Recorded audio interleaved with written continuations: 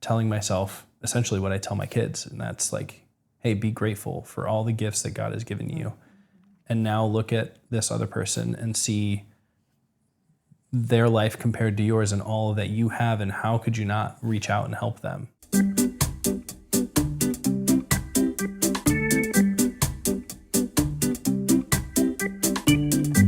Welcome to the pod at My Village. Well, we're going to have fun talking all things My Village Ministries, family preservation, and the church's involvement in this important work. We are Phil and Mel, and we don't know anything about running a podcast. We do know a little bit about family preservation. I forgot we didn't have an intro to do. I was going to launch into an intro. Nope, no need. Just here. Melody, would you rather have been at Family Fun Night or dealing with flooding and mold in your home? Gosh, I would definitely rather have been at Family Fun Night. Yeah. Luckily, the night that I missed it, I was actually in Hocking Hills with my siblings. But yes, sadly, we had a pipe burst apparently in the winter at some point, but we didn't know because I went to an outdoor hose. And so then we like never used the hose, but the kids were filling water balloons the other day and we noticed a small leak. And then a guy came and was trying to like hose off our air conditioning unit for like regular maintenance. And it was just gushing water into our wall, which then we found mold the next day. Is that possible? Can mold grow that fast? That's what you told me. But you know more about mold, right? No, I don't. I did not know it could grow that fast. The guy today, the mold remediator, said that it could grow in 72 hours. So maybe it started growing when the boys were doing water balloons. Convenient for a mold remediator to say. Yes, so convenient. Question it a little bit. He's like, if you don't fix this today, he came you'll in and grow we had mold on your body. All these fans blowing on it and to dry it, and he was like, get these off! You're like blowing spores around. So maybe don't hang out with the Marshalls for a while. We're just living in a mold. Mold is the worst when you look into it. Yeah. It's not a good thing. I don't think it doesn't seem from the guy's research today. It's not like it's all over our house or something. Mm-hmm. It's just in this one spot that just got wet. So that's great. It could have been that he came in and was like, you've been living in mold in every corner of your house. I appreciate your optimism. Thanks. I like to look at the bright side of things. Would you rather have mold in your house like you do right now and have to go through everything, or get hit in the face with a ball from Messi from like 10 yards away? Ooh. Have you seen those stills where it literally looks like your face is like smashed It just envelops the ball. Their skin like folds halfway around it. Dude, how bad would that hurt though? Oh, so bad. Because they get kicked with a ball from like point. Charlie's 12 playing soccer, and if you get hit with the ball, it hurts pretty bad. Yeah. If you get hit by like a messy ball, it hurts so bad. Yeah. How was the Family Fun Night? Tell me about it. It was great. First one I've been to in a while. Yeah.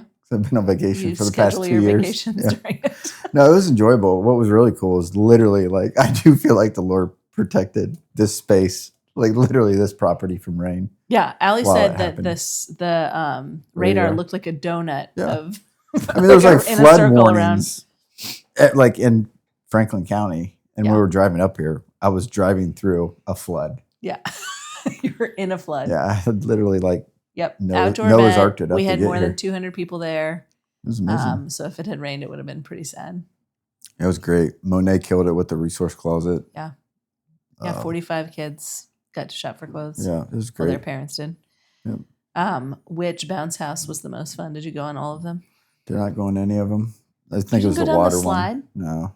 It's the water slide one is always fun. Yeah. Years past I have, but just 45 is a little too old. Mm-hmm. Yeah, 44, totally fine. I pulled a hamstring just looking at it.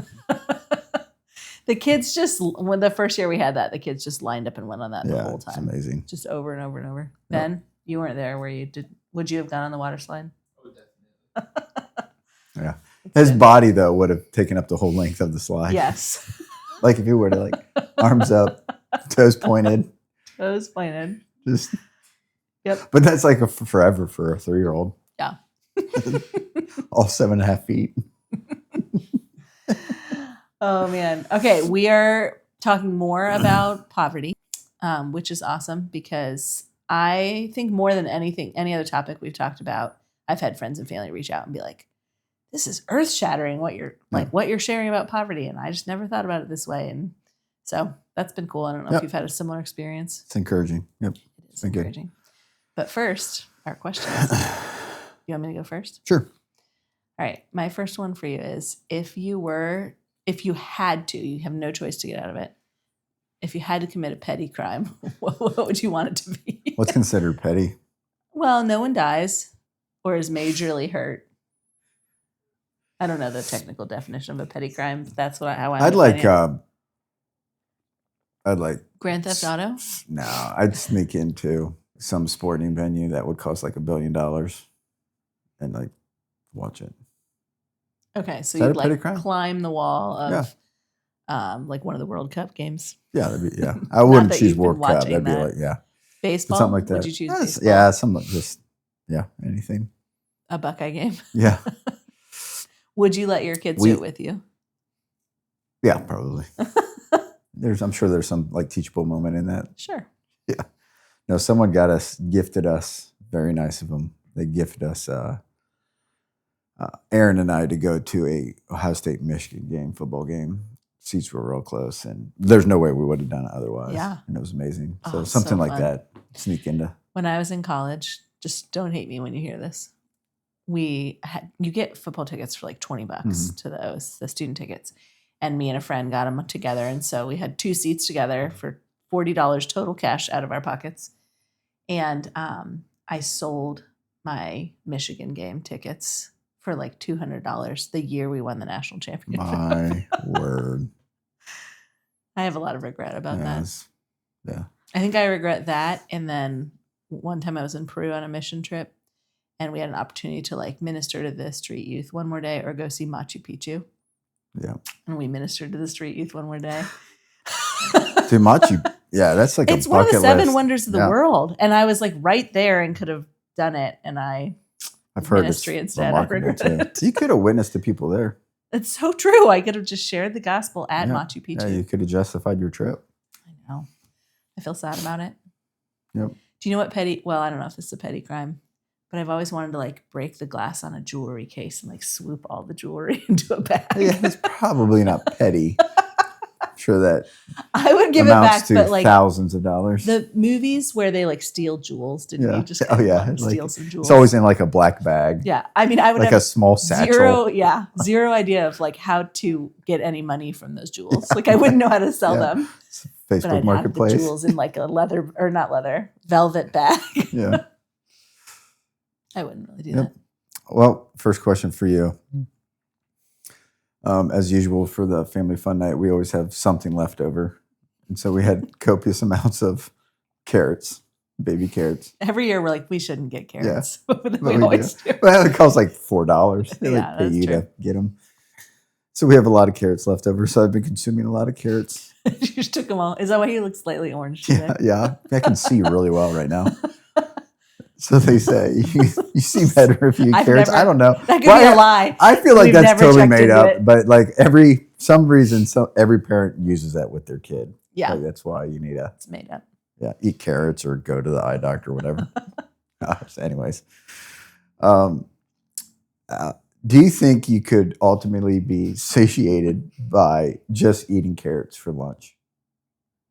For the rest of my life. One day. No, like today. For lunch. Today, Ben was just consuming carrots because I think he forgot a sweet potato.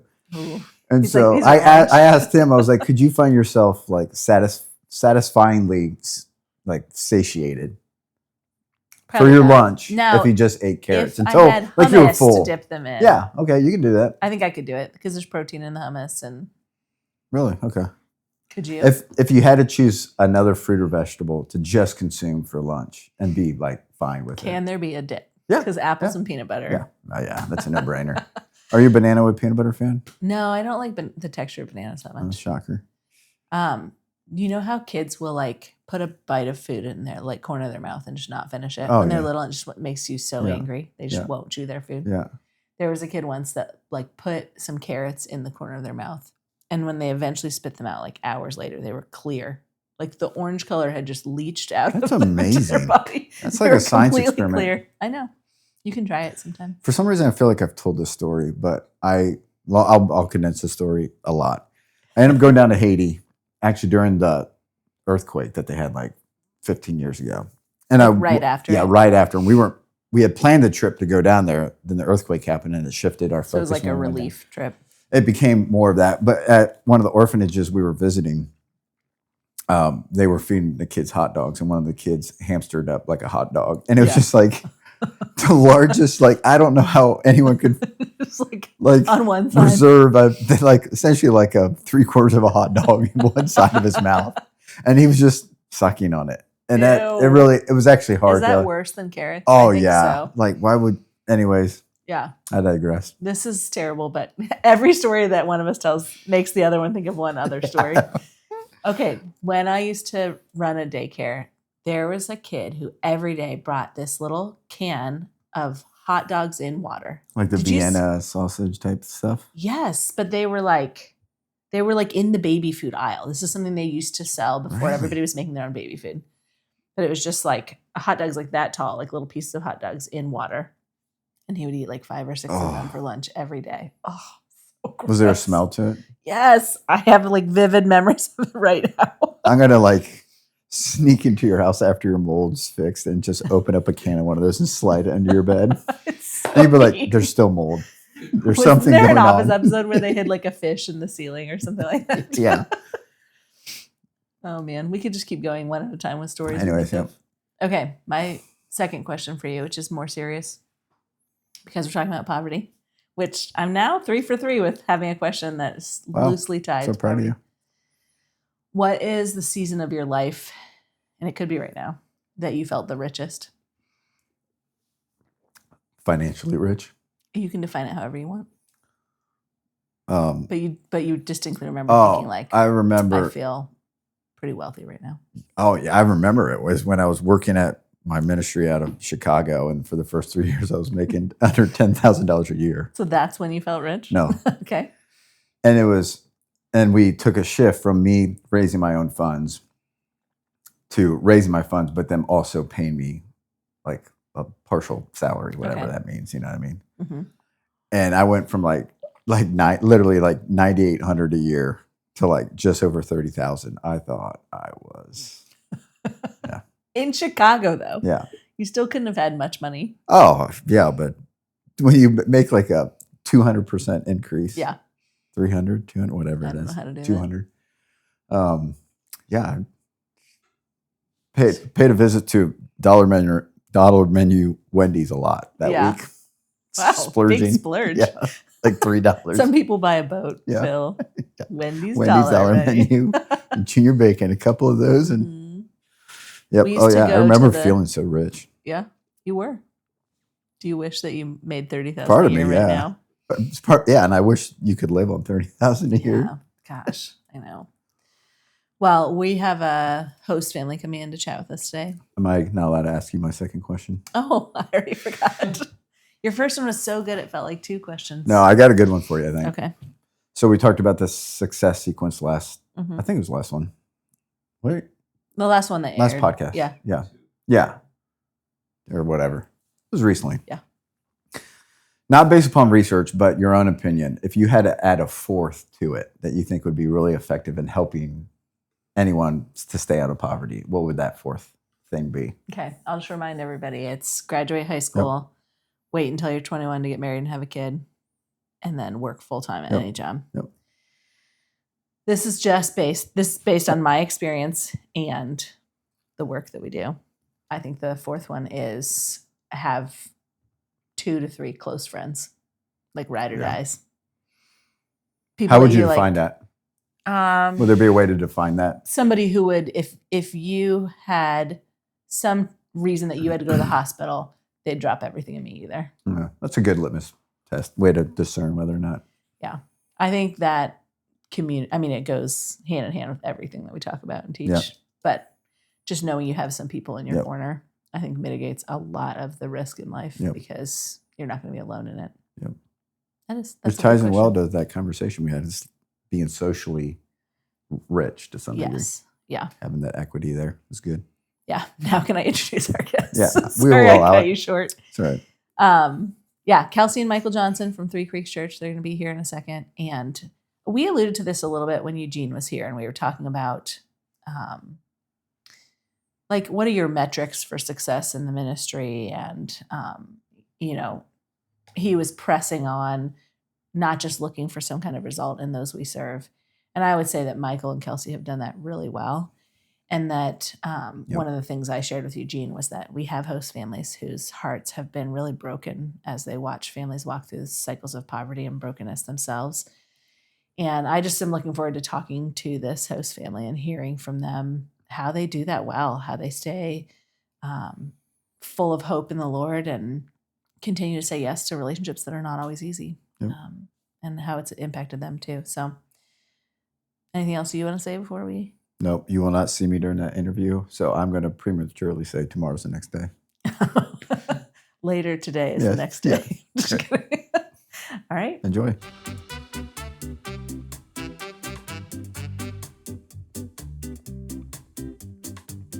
All right. Welcome back. We have our special guests here now, and we're all old pros to be on podcasts who've done it many, many times, right? So many. Yeah. No, this is Michael and Kelsey Johnson. Do you go by Mike or Michael usually? Either way, it's fine. You're fine. That's how I feel about Melody and Mel. Okay. I get both, and I'm fine with both. Do you go by anything besides Kelsey? Just Kelsey. Not like Kels. No, I mean, you can call me Kels. Yeah, people call me Kels. But no. Okay, so you guys are joining us in the middle of a series that we've been doing, talking about poverty and understanding it better and how it affects the families that we serve and how it affects us then by proxy. And you're the first host family that we've interviewed on this topic. Wow. Okay. And if you don't know, the reason that we have the podcast is to serve the church. It's to give people a glimpse into the conversations that we get to have all the time on staff.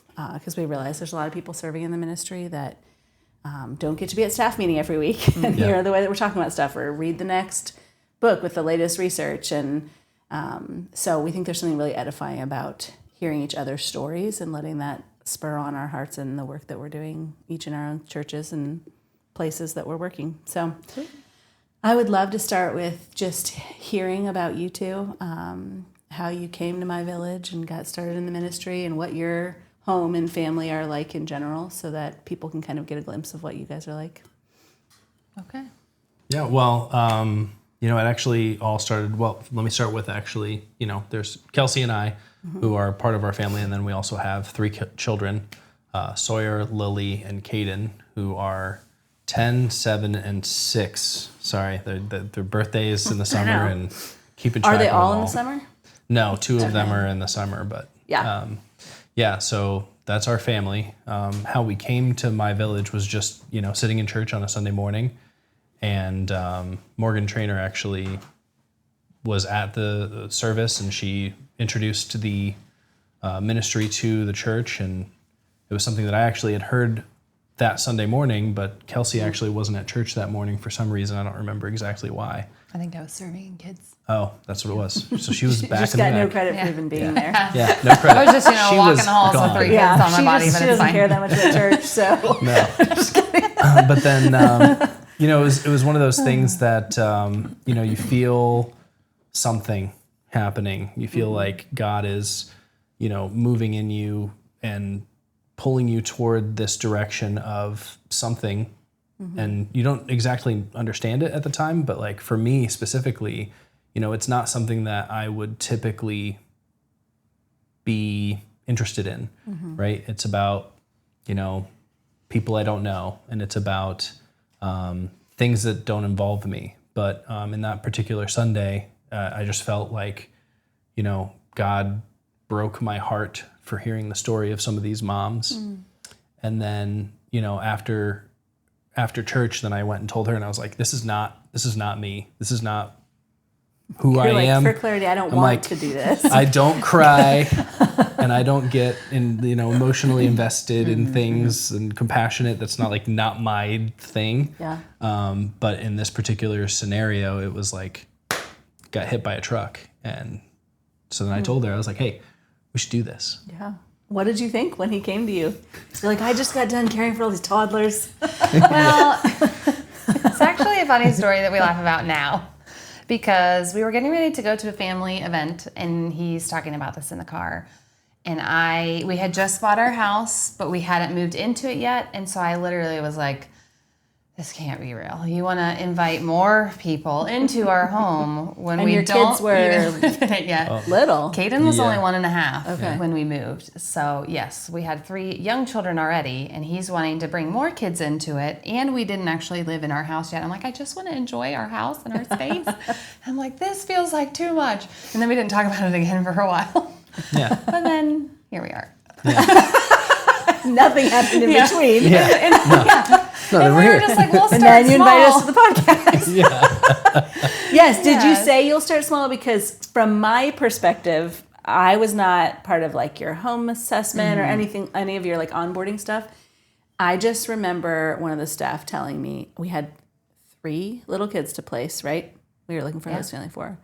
And we were assuming we were going to be splitting them up. And then they were like, the Johnsons are taking all 3. That's crazy. So you did not start small. We didn't. Nope. Yeah, we went to the training meeting thinking we would just be like on the community care team, start there. And then we were like, but why are we doing that? We were just like, why not just like jump in? So we did. And then we finally got all of our stuff done. And it was like a week later we got that call. And so we were like, well, I guess we're doing 3 kids. Yep. So we did. We survived. Was one of you the pusher and one the dragger on the 3-kid decision? So it's funny because like the way we talk about the introduction of MVM to our family, it was like I was pushing initially, and that very quickly shifted to her being the pusher, which was great. I was like, okay, cool. Now, Yeah, you so know. you caught the vision. Yeah, Yeah. I did. But I often refer to this ministry like it was a calling to our family, but that initial calling that I felt was not actually for me, because the way that I see her care for other people and care for the mothers, it's like God was calling her through me that Sunday because she was back in kids already serving other people. Yeah. And so it's like, oh, okay. So, I'm That's okay with cool. that. And Yeah. then I just Pretty cool. tag along. Yeah. Yeah, and now I'm like, so we're going to do this, right? And he's like, okay. He's like, I regret everything. Yeah, your fault. Yeah. Well, maybe it's like a church DNA thing, kind of like receiving a calling for your whole family, because when we hired Morgan, it was because Joel came to Phil and he was like, she's supposed to be doing this. Like, I see something in her. Yeah, that's really cool. And like almost like he was, as her husband, feeling this calling for her that was a great fit for her. Yeah. Nice. Yeah. Good job, honey. You heard Good the Lord job. for me. I didn't do anything. I just listened that's and great. broke. Yeah. And it's been smooth sailing ever since. It's been fantastic. Okay, so how long did you host the 3 kiddos for? I think originally it was, well, actually, we had the 3 of them for a week, and then we did end up having another family take one of the 3, because it was a situation where we felt like even if we couldn't sustain it the whole time to have 3, like we couldn't even all fit in the vehicle, but if we couldn't sustain it, like we knew this mom needed help today, so we just were like, we can say yes now and then figure out the rest later, which is really what we did. Yeah. So we had another family take care of the one who needed a lot more one-on-one attention than we were going to be able to give. So I think we had them for 5 weeks originally, and then they went home for a short time and came back because mom had some health issues. And then that second time around just got wild, and we broke our oven, and the other family went out of town, so we had all 6 of them, and Did you break your oven because you were cooking so much food? No. No, I just decided to not Somebody work like body anymore. slam the Yeah, oven? No, I'm trying to even remember. So the oven broke, Yeah. and then something else broke.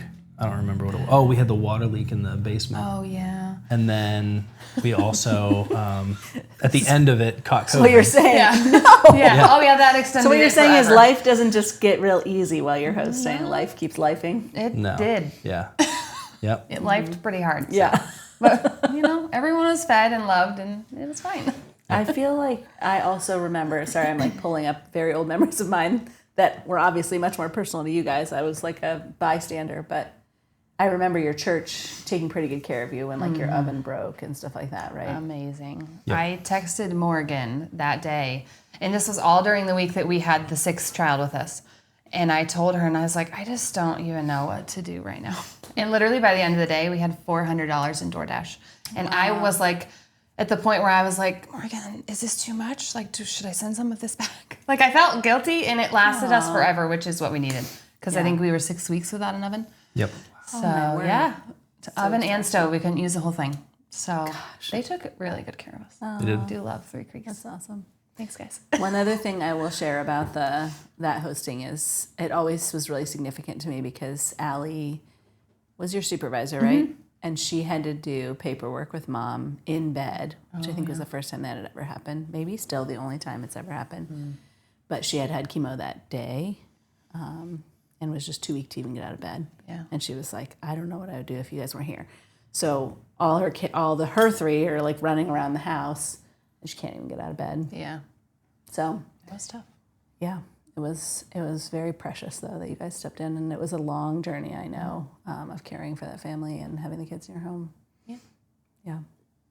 We learned a lot. I'm going to rewind a little bit before we talk about one of the main relationships I want to talk with you guys about. But growing up for either of you, did you have any experience walking alongside people in poverty or in vulnerable situations? Did you have any, maybe even experience yourself? Phil and I will laugh about our families, and we weren't in poverty, but we were like, I did live in my grandparents' basement for a while. We had like some significant financial struggles. Each of our families did. So any experiences there that have informed your ministry now or even just your lifestyle choices? For me, not really, honestly. I didn't have any of that. My dad owned a couple businesses, and finances just wasn't really something we talked about much. So, I mean, if we had struggles, I wasn't aware of it, I'll at least say. But yeah, I don't have any like personal experience or even like anyone close to me. Really, my village has been my experience so far in that. Yeah, and I think that, experiencing it now compared to what I might have compared my experience to before kind of shifts your perspective, right? Sure. So like what I would have complained about as a young adult or even a child would have been, oh, well, I didn't get the new video game, or I didn't get the new, the new shoes or the new Or we book never got to go out bag to or the new restaurants. clothes. Or- Right, yeah. exactly. So I would not compare my childhood as necessarily having a lot of exposure to poverty either. My dad was a pastor, and so we weren't wealthy, but they always made sure to take care of us, make sure we had food on the table. Some years we had a few less Christmas presents, but I would not consider that, compared to, some of the stuff we see today. And Yeah. it's like, no, I did not have a direct, impact from something like that. Yeah. And then like high school and college, as you're in and around the church, it wasn't like you were doing missions ministry in really impoverished areas or anything like that. I mean, we took a trip. We both went to a Wesleyan college. So, like, I took a nursing trip to Jamaica, and we definitely worked in an area where they didn't have much, and their houses were literally just like concrete squares. Yeah. Like I had that sort of experience, but it was always so short-lived, and I feel like they try to expose you to that, but then it's also like half a vacation. So, it wasn't a lot. But Yeah, half a vacation. We actually talked in your intro about one of my greatest regrets was I went on a mission trip to Peru, and the last day of the trip, we got to choose to like keep ministering to the kids, the street kids that we'd been working with, or go see Machu Picchu. And I chose to keep ministering to the kids, and I was right like this close to seeing one of the wonders of the world. Yeah. And so funny. that was probably the right decision at the time, but I actually like greatly regret it. That's funny. So yes, partially some mission trips are partially a vacation. Yeah. Oh man. Okay, so then you start working with My Village Ministries, and we're not aiming at families in poverty. We're not like that's our sole clientele or something, but it is almost every family that we serve. And we talk a lot in training about not just material poverty. And we talked on the podcast a few weeks ago with a representative from Chalmers Center, who they're the ones who wrote When Helping Hurts. Did you guys read that book when we like suggested it training, but it's not one of the ones we give out. But it informs a lot of the training that we do. So we had one of their representatives on. And they just really do such a great job of talking about not just material poverty, but spiritual poverty and relational poverty. And what we have found at My Village is that it is often the relational poverty that is actually the harshest thing that our families are dealing with because they're just so isolated. And so we're going to kind of dig a little deeper into, I'm terrible at thinking of pretend names. The person I want to talk to you about, I want to have a pretend name so you don't have to say it. Sure. So, okay, when I always tell one of my stories that I tell, I use the name Sarah. So we'll call her Sarah and we'll call her daughter Laura. But in these years of serving Sarah, you guys have probably seen one of the biggest impacts is actually her social poverty. It is that she is just profoundly so alone. So will you share a little bit about, and I know you guys will do a great job of like honoring her in this, but a little bit of Sarah and Laura's story and how you got to start interacting with their family? Yeah. I didn't know if you wanted to start. No, yeah, go for it. Okay. How we got started with them, I don't even remember when it was, like probably 2 years ago. How long have we been doing this? I don't know, 3 years ago maybe. Yeah, it's been a long time. Yeah, it has. I would say probably 3. Yeah, I think so. So yeah, Sarah was dealing with some health issues and I believe was in the hospital at the time that Laura came to us, if I remember that correctly. But it was all very fast and like we were preparing for our birthday party and all these things and we're like, okay, we'll just figure it out. So, just one more kid at the party, no big deal. I remember a picture of the party. Sorry, not only that, but Laura, I believe, has been at every single birthday party. Yes. Since Since then. We got to keep it going at this point. Yeah. Yeah, if you lose relationship now, people will be like, who's this girl that was in all of our family pictures? Yes. Yes. So Laura was with us for, I think, quite a few months that first time. Our whole hosting with this family was kind of on and off for the first 2 years because with health issues, you can't necessarily know when things are going to happen and when they aren't. So she did a lot of staying with us and then she'd go home and mom would end up in the ER again and then she'd come back. And I think we did that a couple of times over a 1.5 year period. I think in total, Laura was with us for like 9 months of that time. Wow. That's a lot. Yeah, so the longest stretch was 6 months. But honestly, we had a couple experiences before, obviously, and this was the first time that I felt like I really connected with the mom and I could tell that she wanted that connection. Because sometimes, there's not necessarily a connection that happens afterwards or they need the help for now and that's really all they needed and that's fine. But this was the first time that I really could tell that she needed that connection. Yeah. And, Laura was just with us for so long that it just kind of naturally happened. And, it got to the point where I could tell that I had kind of become one of her people, or her person, because she would be calling me late at night crying or just like needing to vent even. And like it's moments like that where I realized like how lonely life can be and how lucky we are to have so many people in our lives. Yeah. And, I think that is part of what pulled him to want to do this, like you just can't imagine yourself in a situation different than what yours is. Yeah. And so then when you connect with this person in this family who's living life totally differently and your heart like breaks for them. And, just her calls to me would make me kind of like open up to that world, I guess, of just knowing that we all need connection and we all need people. And I don't think I really realized how lonely some people are. And like just that one human connection or that one relationship or somebody that says, hey, I'm praying for you or I'm thinking about you today can like be a huge thing in their world, even though it feels small to ours. Yeah. Yeah, that's really well said. Has it made you guys grateful for your own like friendships and family and community in a different way? Yeah, like to another level.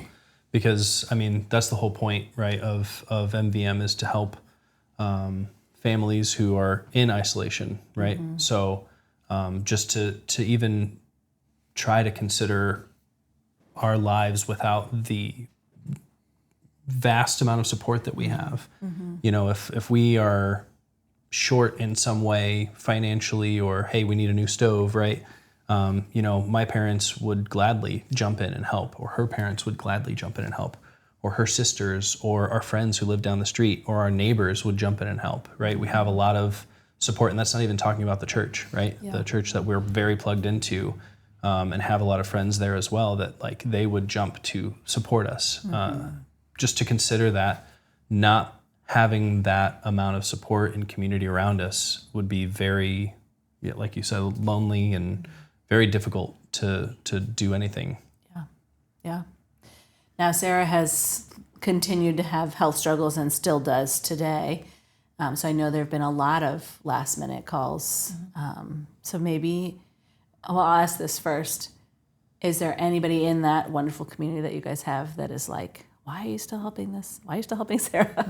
Or it's just hard for them to understand, or they feel protective of you guys in that relationship? There was a point where that was a thing. I think just because there were so many questions of like, how long is she going to stay with you? Or she'd go home and literally 2 days later she would be back. And I think that is when people were kind of like, are you guys getting burnt out? Like, do we need to find somebody else? And we're just like, no, like we want to keep going until we feel like we can't. But then it got to a point where it was like, she was just kind of part of the family. Yeah. So we were like, yeah, come on over. Like we weren't even thinking about it. Like we never had to think about it after a certain time. Like she can come over today if she wants. Yeah. I mean, she just very smoothly fit into our family. And, Sarah, I feel like we had made such a connection with so quickly. And like to build that trust with someone, I don't want to break that in any way if I can avoid it, obviously. And we didn't feel like it was hurting our family to continue. So to us, it was just like, why wouldn't we continue to help? But it's been easy. Which probably helped your community not feel as protective of you because they could see that you guys were doing okay in it and staying healthy. What about times where you did feel tempted to lose compassion, or it was hard to keep it as you watched kind of like a cycle that maybe she felt stuck in? Yeah, I mean, I don't know about losing compassion necessarily. It was a very unique situation because it felt like every other week, there was now something else that she was having to work through, health-wise or whatever it was. And so, just seeing her continue to fight through all of that. And I think maybe the hardest part was maybe just, with Laura, her wanting to see her mom and her not understanding why she was still with us either, right? Yeah. And then sitting there and being like, well, your mom's really working hard to get better, and she's trying to get home so that way you can go home with her. But I don't know about anything specific that would have made us not want to be a part of that particular situation.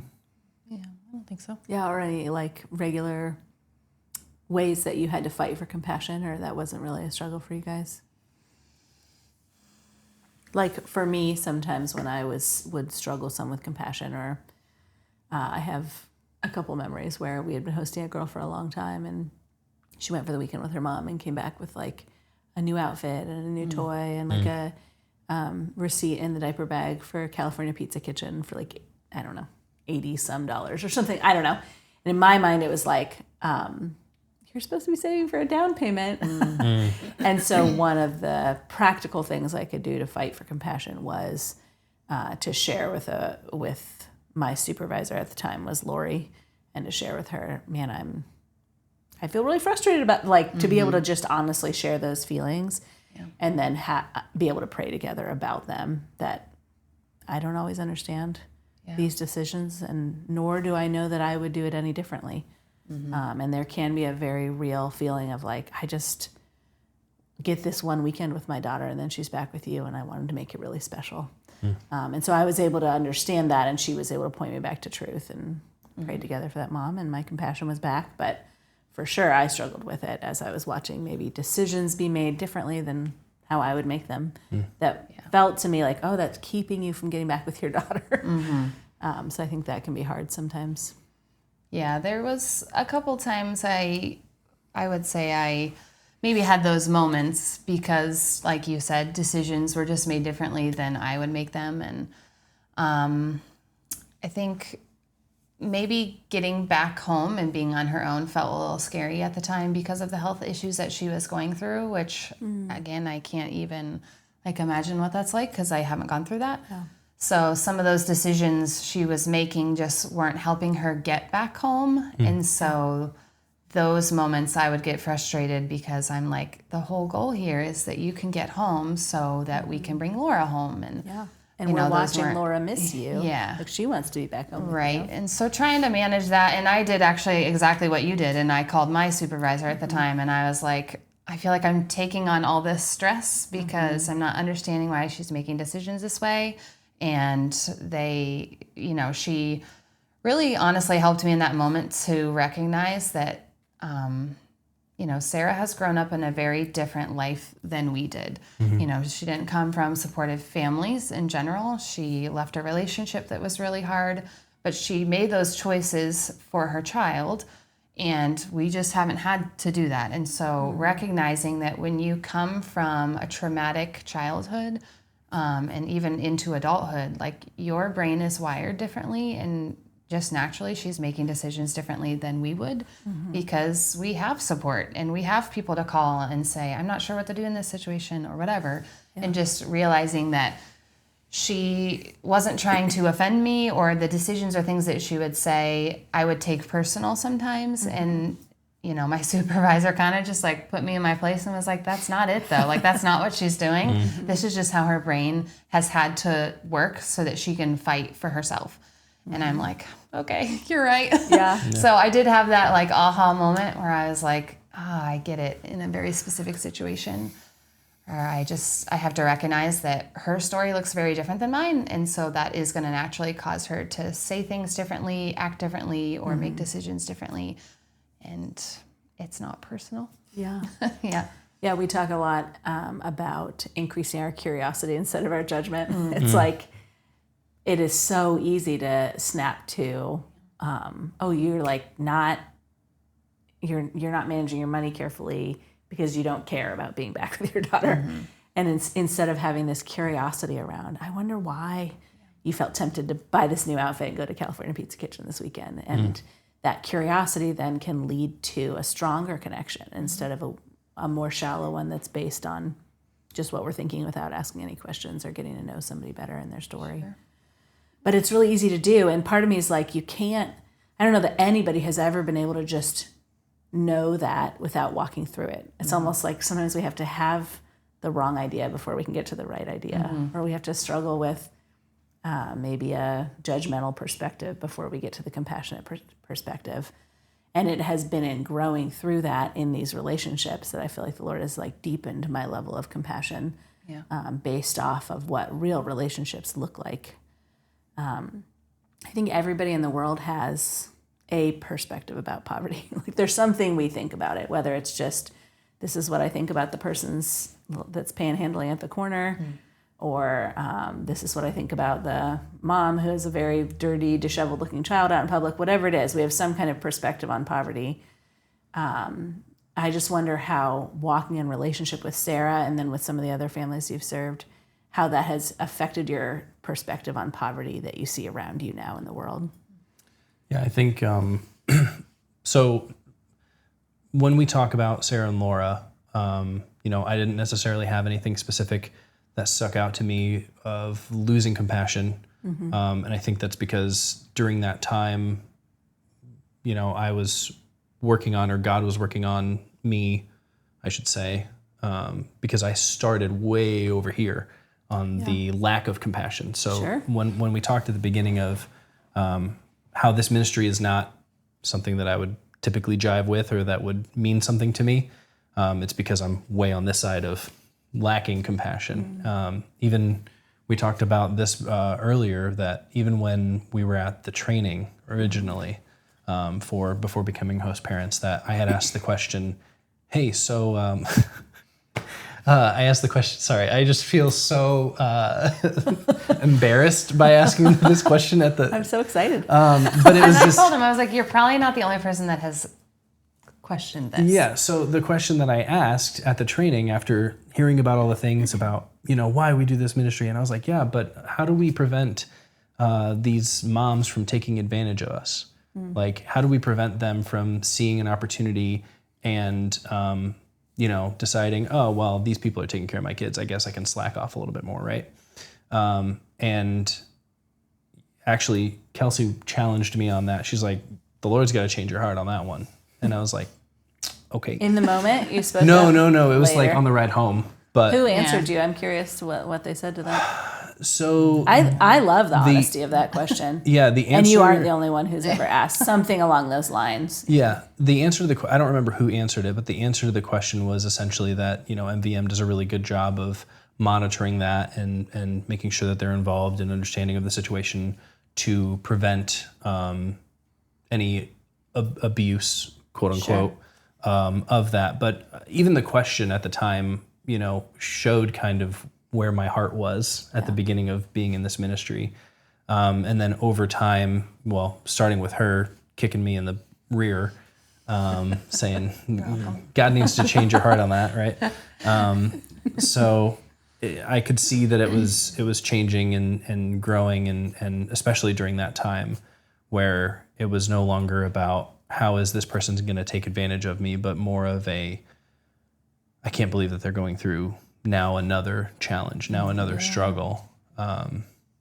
Not focusing on a clock of when is this going to be over, but more focusing on how soon can she, be healthy and have her daughter home, which, just took some time, took a lot of God.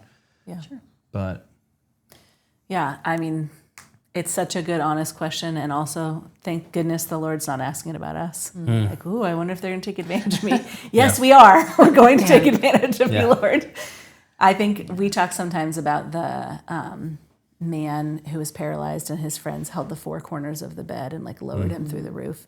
And the Bible says that it was the faith of his friends that helped him get well. And I think a lot of times it's easier to be the one holding the corner of the mat and having the faith to help someone else get well. But it's probably really hard to be that person laying on the mat. And I think that's what Sarah has been. And what your guys' good heart longing for her is that she gets to someday be someone who's holding the corner of a mat, lowering somebody else down to get help. Yeah. And man, your faith has been rock solid in her life in being the friends who are lowering her mat over and over and over to get well and standing with her as long as it takes. And you guys have exemplified that really well. And I've seen it then multiply in your church. You were one of the first host families there. And I was just at your church a few weeks ago, and 35 more people signed up for your care community. Did you guys know that? Awesome. I didn't know that. That's great. So that, they said on stage that there were 50 and their goal was to get another 50, and that day 35. So maybe they'll get to 50 eventually, but 35 more people signed up. That's awesome. Which is really cool. Yeah. So your example has continued to multiply in your church. Which is really and it's really cool to see her relationships grow too, right? It's not just us who Sarah has a relationship with anymore. It's, the people who randomly helped her with a meal one time, or somebody who took Laura to a MVM mentor event, or somebody else who gave them a ride to somewhere, right? Now she has all of these extra connections outside of being isolated to now she has this person she can call, she has this person she can call, she has that person she can call, she has these people praying for her, and it's just really cool to see, even with one example of a person, seeing her relationships multiply within our church. Yeah, and you guys have that whole community that you were saying, you have so many people you could call, now has expanded to her, and those are some of her people that she can call, which is a blessing to you guys too, because then you're not carrying the weight of her story on your own either. You have other people who know her family, reach out to her themselves. You guys aren't just like the go-between between her and the church, which is really sweet to see. Yeah. For sure. So if you were to go back and give yourselves any advice before you joined the ministry, what would you tell yourselves? Shut up. No, don't say that. No. So you would not listen to the Lord? No, not about that. Shut up about my comment and my question that I had asked in the training. Question. It's usually a dude. There's always somebody who's like, they're thinking these big things, and most people won't say them, but they're like, I'm going to say it. Yeah. We had a dad once be like, because we were talking about keeping in relationship after the hosting ended. And he was like, what if you feel like you're doing a terrible job at all your relationships already? How could you fit even one more in? And it was such a good and honest question. And he's ended up being I mean, that couple is like such a great host family. So Yeah. they went on to host still. But it like opened the floodgates for everybody else to then share their hard and heavy things that they might be thinking. Yeah, Sure. that's great. So it's good. It's good that you asked that. So Well, don't shut up. maybe not tell myself to shut up, but more of a, look at the thing that we teach our kids. Like one of the things we teach our children is to be grateful for what we have. And in that moment, I'm not being grateful for what I have and the blessings that God has given me. I'm looking at what I have and I'm saying, oh, this is mine and I don't want anybody to take it. Right? So maybe just, telling myself essentially what I tell my kids. And that's like, hey, be grateful for all the gifts that God has given you. And now look at this other person and see their life compared to yours and all that you have, and how could you not reach out and help them? Like, how selfish would you be if you didn't? And how selfish are you to ask a question of wanting to protect what you have, right? Like, you should be sharing that. But I don't know. We have both had very different experiences in terms of compassion specifically. Yeah. Where I started here And I started over and there. she started over there. I'm on the So fix God, it is he end. working on your boundaries? Yes, that's exactly it. You nailed it. That's, you guys are a lot like my husband and I. Yes, I'm more on the end where I'm like, I immediately wanted to fix all the things. And like, I am an empath, so I have always carried that stress and the emotions of other people. And so when someone calls me frantically in this moment, like I'm immediately in this frantic emotion with them. And so learning how to kind of rein that in a little bit, because compassion isn't just fixing it for people. It's actually like, I'm learning, it's loving them through it, but also helping them to figure out how to move past it or move through it, or, you know what I mean? Like we don't have to just fix the problem. So that's kind of where I have been doing most of my learning. So I feel like advice I would have probably given myself would be, now I feel like going into this, I thought it was going to just be about the family, you know, the kids that we'll have or the parents that we'll serve or whatever, which that is the goal. Like, we are helping them. That's what we're doing. But being open to the fact that this is actually a really good opportunity for the Lord to like change me and who I am, and like how I love people, how I minister to my kids, and how we can show them to be people that love like Jesus. And, you know, I just feel like I have felt the Lord so much more in my own personal life through MVM than I ever would have imagined. Like, I really thought it was just going to be about helping moms, helping kids. And then it really was like the Lord really worked a lot on me, which is great. In our family, like our marriage, I feel like we've grown a ton in our marriage and our family in general. So it just like, it ended up being so much more for us than I thought it was going to be. And just being open to that and like ready for the Lord to stretch you, because it is a stretch, but like knowing that so much beauty is going to come out of that. I would have loved to know that ahead of time. You know what I mean? Yeah. So, Well, now some people will know it ahead of time. 'Cause It's they get to beautiful. hear It's you say it. coming. Yeah, it's happening. Yeah.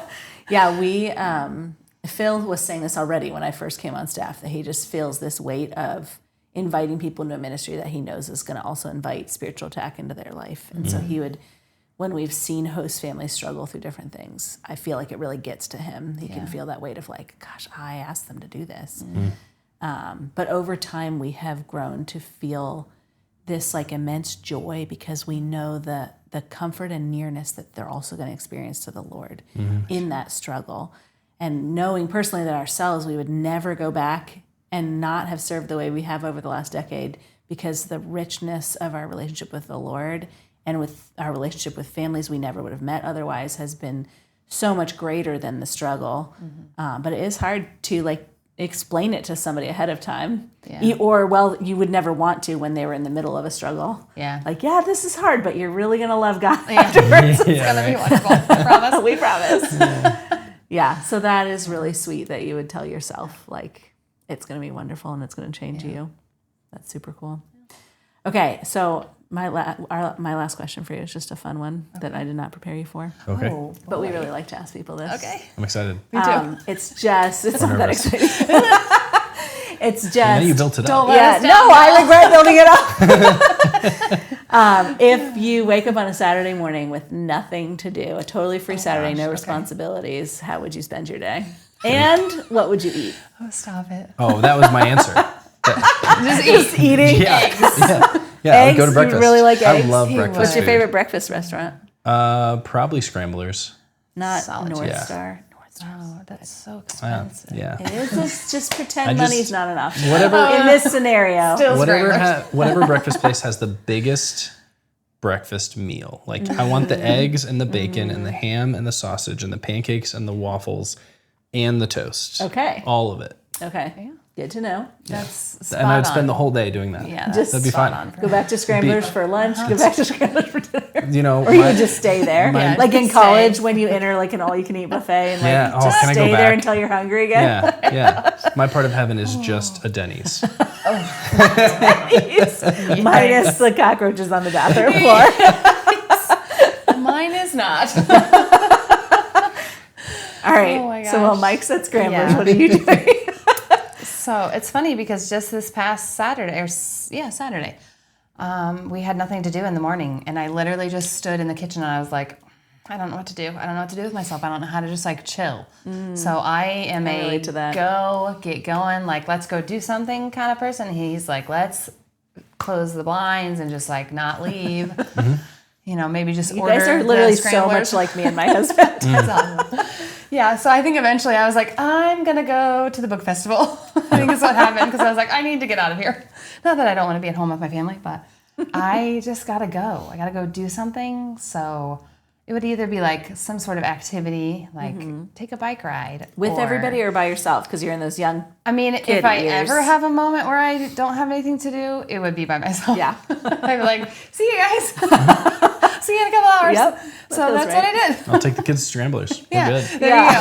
Mike's They're like, at I don't care. Scramblers at the book festival.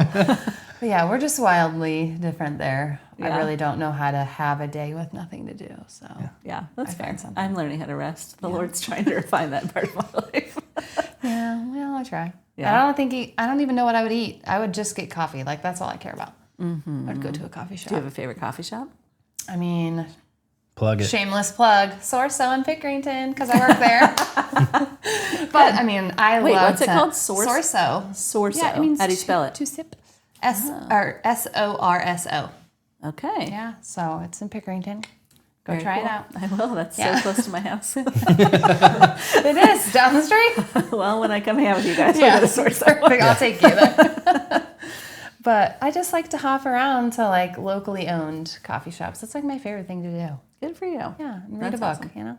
I like little coffee all I need. shops, especially if they have cozy seating. Oh sure. Yeah, It's you important. important. Yeah. What's the place called in Delaware that we went that's like family owned?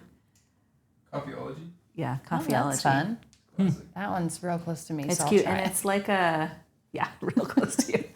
Didn't they have like, aren't they like a store too? They have like antiques and collectibles. You can like Oh, buy interesting. antiques or sit on the antiques. Oh, I'm not an antique collector, but it sounds fun. No, no. but you feel like you could be. Yeah, Are you an try it out. No, but now we know what she's going to be doing Saturday. Yeah. Yes. Yeah, next Saturday I have open when I'm not working at Sorso. I'm gonna go up to Delaware. This episode brought to you by Sorso. And Scramblers. Yeah, and a little bit of We Denny's. are not being paid for these advertisements. Oh man. Okay, well, you guys did such a great job. It was so nice to have you. Thanks for having us. You're boiling down years and years of like faithfully loving a family and learning all the things God had to teach you into just talking about it for 45 minutes. So it is really the life that you've lived that I'm excited for people to hear about. So thank you very much. Thank and you. tomorrow's the next day.